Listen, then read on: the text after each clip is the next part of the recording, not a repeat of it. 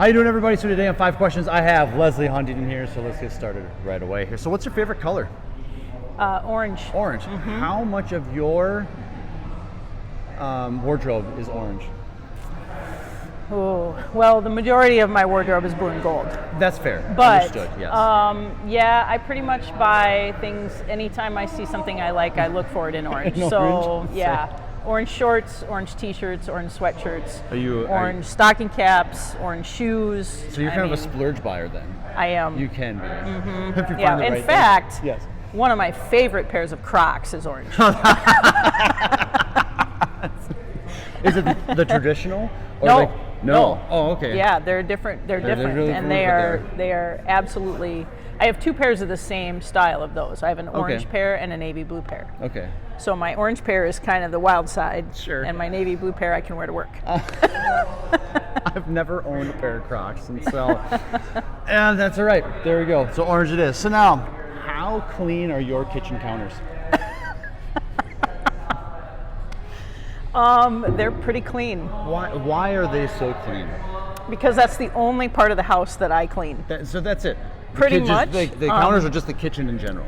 Mainly the counters. I can't stand clutter on the kitchen counters. Okay. So I just am always like tidying up, wiping it up.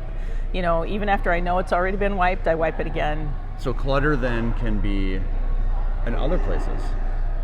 Yes. But just not the kitchen counters. Correct. Okay. So for example, like what sits on your kitchen counter? Because there's things sitting on there all the time. So like something. So how simple do you keep the counters for yourself? The coffee pot. Sure. Yeah. The Ninja. Ninja. Okay. Yep. Yeah. Nope. The toaster doesn't. I don't use it often enough to keep it on the counter, so it goes in the cupboard. Cutting board. Sure. Yep. Protein drink mix, kind of, because that gets used every single day. Sure. So, and then we just have a single sink, so we don't have a sink where, you know, if you do some dishes, you can put the clean dishes in another sink. So a drying rack. So there's a drying pad on the counter. Yes. And that kind of that really pushes the borderline of clutter. Sure. When we clean the dishes, but. You know, those are things that you use every day too. So, sure, you know. and that's fair. Right. Yeah. All right. I like that. Yeah. That's just everyday use has to be on it. That's it. Yep. All right. Yep. Very good. All right. So, what is Ragbri? Ragbri. Ragbri. And why will you never do it again? Ragbri is the Register's annual Great Bicycle Ride across Iowa. Okay. And the Register is the Des Moines Register, the big newspaper in the state of Iowa. Okay. I grew up in Iowa, so if you grow up in Iowa, it's kind of like, well, how do you live in Iowa and not ride Ragbri? Okay. So it's a week-long bike ride across the entire state. How far is it across the state? It varies a little bit, but it's usually between 450 to 500 miles. Okay. All right. And so 7 days. Bicycle across Iowa. It seems fairly manageable. It does. It averages anywhere from 50 to maybe 80 miles a day. Sure. Why will I never do it again? Yes. Because riding a bike out there is just not what I consider fun. Well, and are they raising money for a certain thing, or is that? Nope, I don't think so. I don't think so. It's just something they do every year. There's like over 10,000 people that do this every shut down summer. The highway or something. The just about. They establish these routes. They're very well publicized. They have pass through towns. They have overnight towns where you stay, you go from one to one and you stay overnight. Sure. And then you pack up your stuff and you head out the next morning. Why won't I ever do it again? Let me list the reasons. So you've attempted once, I assume. Actually, you've done multiple. Twice. I think I did the full thing. Yes. The very first time I ever did it. The second time I quit halfway through, because it was like 115 degrees every day. Sure. It didn't even barely get below 100 degrees at night, and we were sleeping in tents. Gross. And if you can imagine the worst portable toilet you've ever been in, times about 10. Right. That's the portable toilets on that ride because just of the number of people. Every single one. Okay. Yeah. The food is incredible. The food is incredible, and you obviously need a lot of calories when you're doing that much activity. But so the food is great, but number one, I don't really. I like to walk, and when you ride that many miles in a week, it's really hard to, like, your butt gets pretty sore. Absolutely, it does. Uh-huh. I was introduced to the magic of, or the butt butter, chamois butter. Yep, 100%. Game changer. Yep. There. Unfortunately, it was a little too late when I learned about it. Sure. But yeah, I just. It's not my thing. Sour taste in your mouth. Yeah, like if I'm going to have 7 days off to do something that's supposed to be fun, right. I want it to be fun. That's just not fun to me. That's fair. That's understandable. Yeah. I enjoy riding bikes. Ride around town. That's it. I don't need 500 miles. Exactly. On my belt. That's fair. Yep. I get that. All right. Fantastic answer. All right. So why do you not clean the floors in your home anymore? Oh my goodness.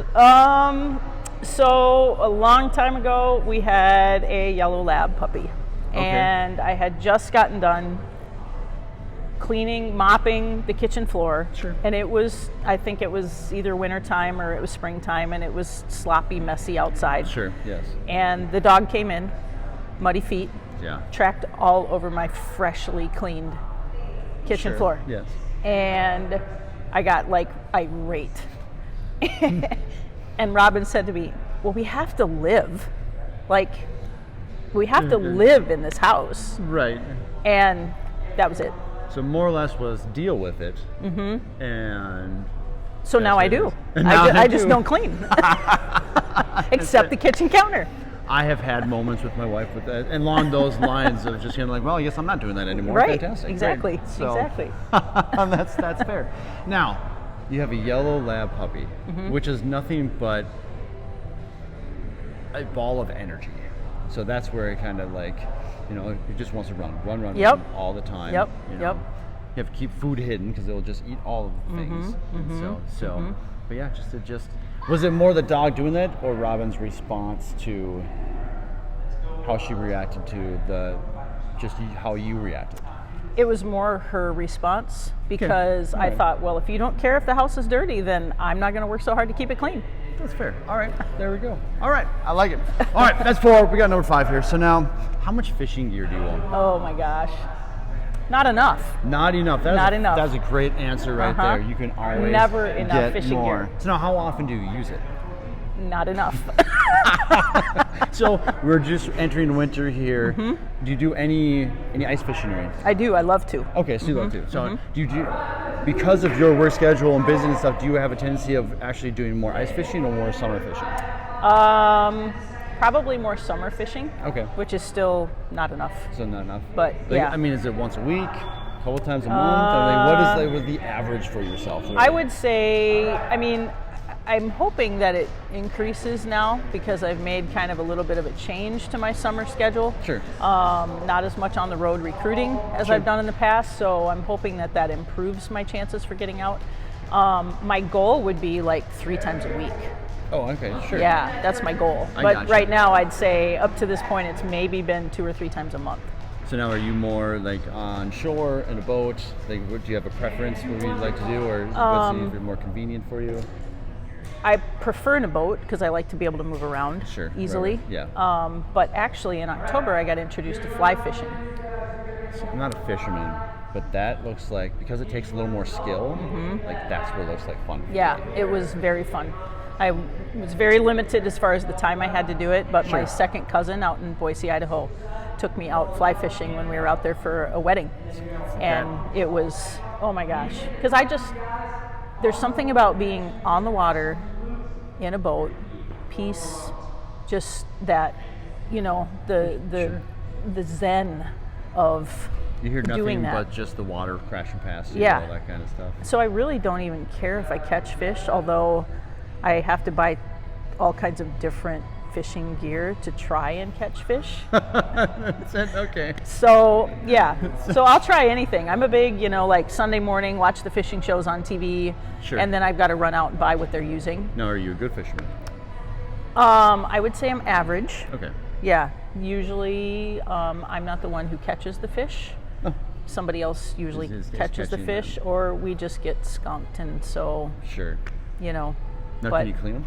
I can. There yeah. you go. Yep, Do you I can. have a special fish that you enjoy catching, like walleyes or bluegill or whatever it is you enjoy? Something. I love catching panfish. Okay. Because a lot of times I'll keep them and eat them. Right. Exactly. I love catching walleye because there's it's not easy to catch walleye. For their and fighters. so that challenge Right. of catching walleye is really that's what I kind of thrive on. That's it. But it's a lot of fun to catch big northern too because they fight Sure. and you pull those out of the water and they can be just massive. They're big and slimy. And They are. They're pretty much just a throwaway fish. Yeah, but, they but are. you get a nice one. It's a great picture. Exactly. What's the biggest fish you ever caught? Ooh, I've caught some pretty good walleyes in northerns. We used to go out to Devil's Lake in North Dakota and fish offshore out there actually. Nice. And we made a trip out there one time and there were 7 of us and we limited out on walleye and northern in 2 days. Oh, jeez. And they were, we had northern, we had ice chests out there and we had northern that were the length of the ice chest. Oh, that's fantastic. Yeah, it was awesome. That's wonderful. They were popping the lid of the ice chest open. We had it so full, it was hilarious.